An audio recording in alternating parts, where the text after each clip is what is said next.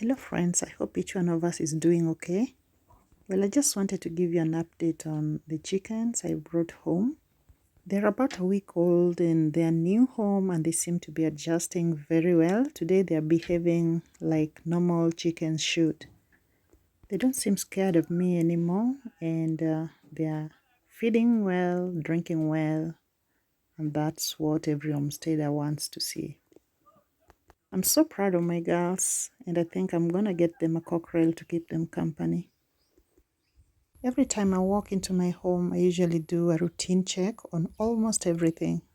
I know each tree in my home and how many leaves it has every week. The chickens have just been added to the list of things I have to check every time I come here. I know this is hard to believe, but if somebody cut a leaf from any tree in my home, I would notice. That's how passionate I am about plants and about nature. I started a little flower garden here a month ago.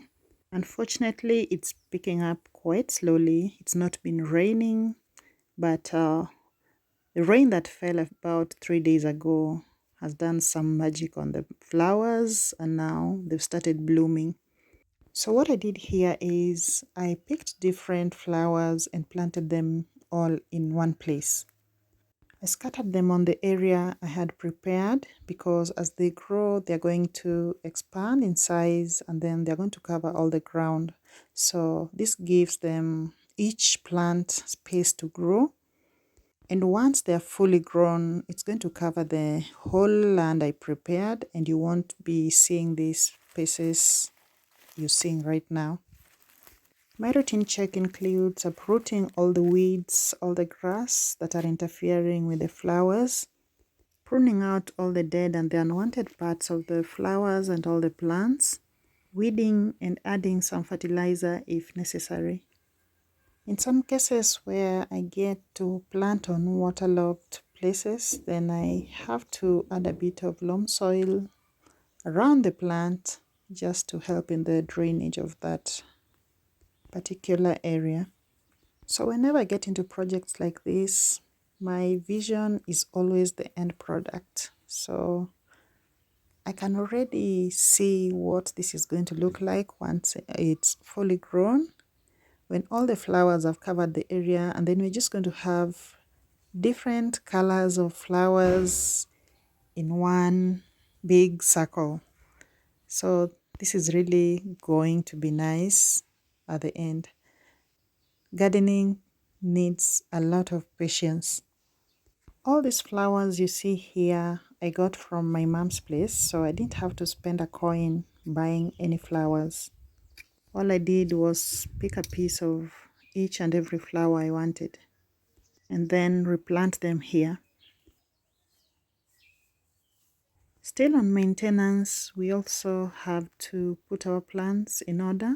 I have this palm here that grows so wildly and it has thorny ends which are quite dangerous if they prick you. It spreads its branches all over the place. So I just want to put it together so that it looks neat and less dangerous. Otherwise, every time you pass near it, you're gonna get a prick. I'm using a binding wire to put all the branches together. I have to do this very carefully. The thorns are everywhere. It's always very easy working with a binding wire in situations like this because it bends so easily and it feels a bit, I wouldn't call it elastic, but it's versatile, flexible. I don't know which word to use. The best thing about working with a binding wire is that when the tree grows or expands in size, then you just loosen it up a bit and then tie it up. So you don't have to remove it and redo the process. So this is not only going to control its wild growth, but it's also going to make it look really beautiful. There's one we have at home at my mom's place that we tied up just next to our veranda and it looks so beautiful. So I've tied it at the base and I'm going to give it another tie just around the neck, because the branches are in different stages of growth, and some are short, others are longer than the others, so I have to do it this way. If it gets wild again in the future, then we will have to tie it up again, but for today I'm going to tie it in 2 places, and I think for its height that will just be okay.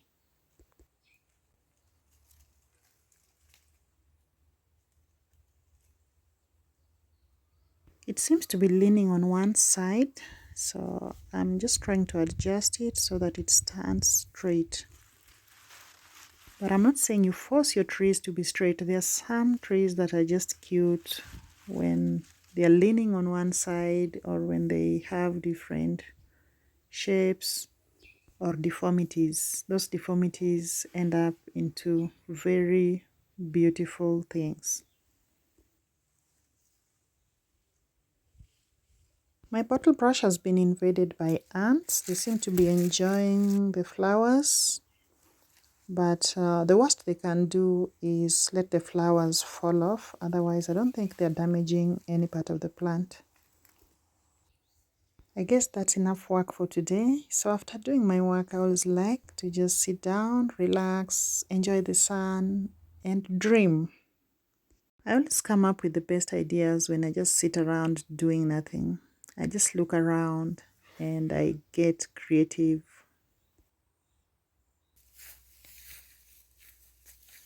Gardening and tending to your plants to the point where you can walk around your yard and smell the flowers is not an easy journey, but it is so fulfilling in the end and worth all the time you take on it. A few years ago, when I acquired this property, I planted some trees, and it's so nice to see these trees become so huge, and now I can enjoy the shade. Nature always has a way of rewarding us and giving back to us when we take care of them. In my last video, I asked you guys to suggest any kinds of content you wanted to see that maybe I've not covered, or something you need an update on. And many of you asked me to show the house and the progress. So I'm gonna do that today. But I will admit I seriously failed on this one.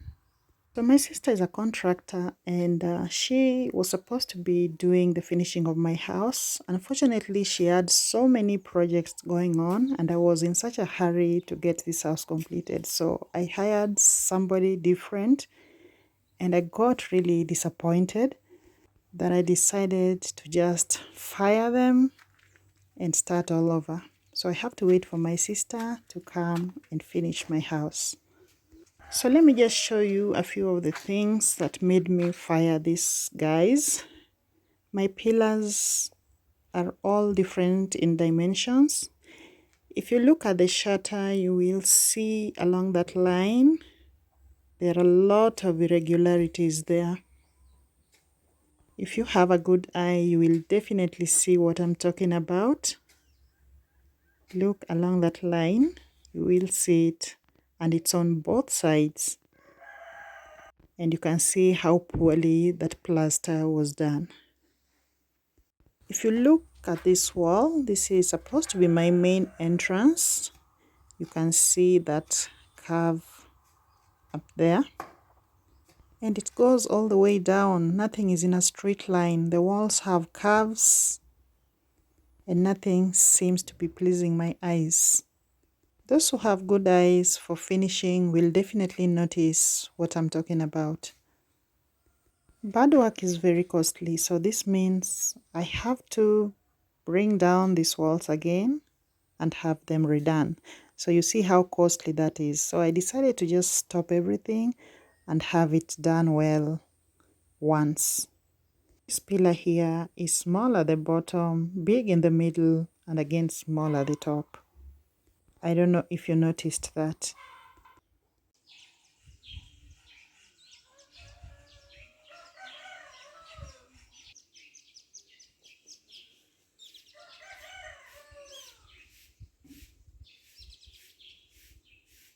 I'm back home and I am so tired and hungry. I just want to get myself something to eat. And yes, this leftover from last night's dinner. Let's want some food and then we can catch up on a few things. I know we have different kinds of food in different parts of the world. I remember the last time I cooked this, somebody asked what this is. So we call this green grams. It is a plant protein that we enjoy so much here, and we serve it with rice or chapati. And we mostly serve it for lunch or dinner. It's not a breakfast thing. My friend Lynn loves chapati so much. She lives in the US and has such a busy schedule. She hardly cooks chapatis, but I know she's salivating right now. Hi, Lynn. I just wish there was a way I could send you chapatis. I always warm my chapatis on the pan because if you put it in a microwave, somehow it gets really hard. I don't know if it happens to you also, even if you give it just a few seconds. So the only way to keep my chapati soft is warming it on the pan. We also have lots of ripe bananas here. How I wish I could share with you, my friends.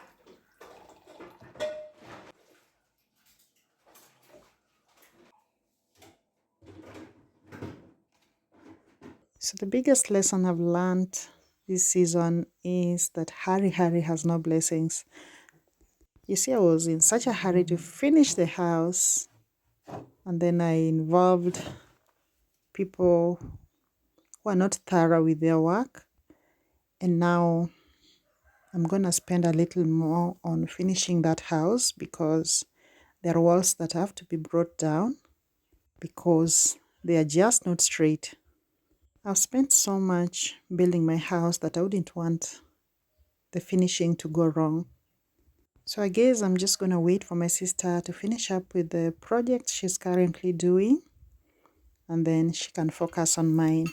And she has assured me that it will be done in just 2 weeks. So every day is a learning day, and in building we make a lot of mistakes, but those mistakes shouldn't define us. My advice to anyone out there who's building, please, if you notice anything going wrong, stop it immediately because it's going to cost you a lot more. If you let them continue, then you have to demolish a bigger part of your house. The earlier you stop it, the better.